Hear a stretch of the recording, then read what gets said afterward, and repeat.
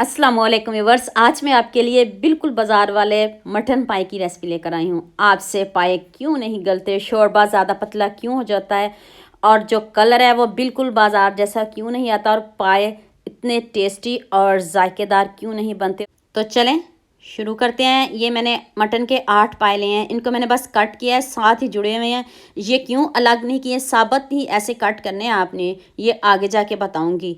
और वॉश करने का तरीका मैंने अपने चैनल पे बता दिया है। कुछ खड़े मसाले ऐड किए हैं, अदरक लहसुन ऐड किया है, इसमें 1 टीस्पून नमक ऐड कर दें, हाफ़ टी स्पून हल्दी पाउडर ऐड कर दें। गरम मसाले आपने स्किप नहीं करने। 1 टेबल स्पून इसमें खुश्क धनिया पाउडर ऐड कर दें, हाफ़ टी स्पून काली मिर्च का पाउडर ऐड कर दें। अब आपने इसमें इतना पानी ऐड करना है कि इसकी आपने साथ में यखनी भी बनानी है। स्टेज पे आके आपने पानी ज़्यादा ऐड करना, जितना मर्ज़ी ऐड कर लें।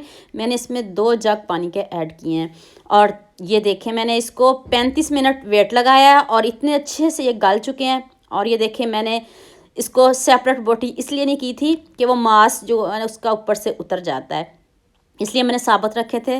तो नेक्स्ट कढ़ाई में मैंने हाफ़ कप ऑयल लिया, इसमें मैंने 1 टेबल स्पून ज़ीरा और साथ में कुछ खड़े मसाले हैं, छोटी इलायची है, साथ में काली मिर्च, लौंग, वो भी आपने ज़रूर डालने हैं।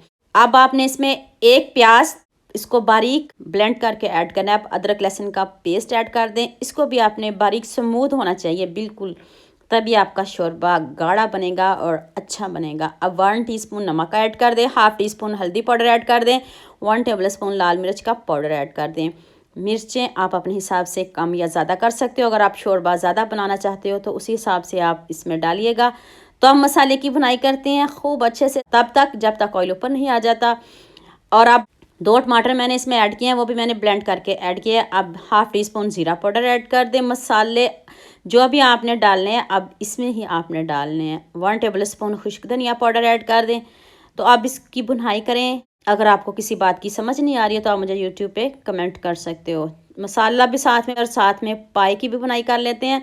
और ये देखिए इसकी लुक चेक करें, ज़रा भी आपके पाए टूटे नहीं और जो इसके ऊपर इसका मांस है वो भी बिल्कुल भी नहीं उतरा। इसलिए मैंने साथ ही रखे हैं पूरे पाए, मैंने इसको वेट लगाया पूरे पाए को और बस कट लगाए दरमियान में। और पाए वॉश करने का तरीका मेरे चैनल पे पहले से मौजूद है, आप वो रेसिपी जाके देख सकते हो। बहुत मरतबा मैंने पाए बनाए हुए हैं और उसमें मैंने वॉश करने का भी तरीका बताया हुआ है। तो ये देखें कितने अच्छे से पाए की बनाई हो चुकी है। तो अब आपने इसमें यखनी ऐड करनी है, किसी छाननी से छान के आप डालिएगा। तो ये देखिए मैंने सारी यखनी इसमें डाल दिया है। अब आपने इसमें पानी का एक कतरा भी शामिल नहीं करना, वरना बाजार जैसी लुक बिल्कुल भी नहीं आएगी। उससे भी यकीन मानिए बढ़िया इसकी लुक आई है। जल्द से जल्द बड़े पाई की भी रेसिपी अपलोड कर दूंगी, वो भी बहुत मज़े के लगते हैं।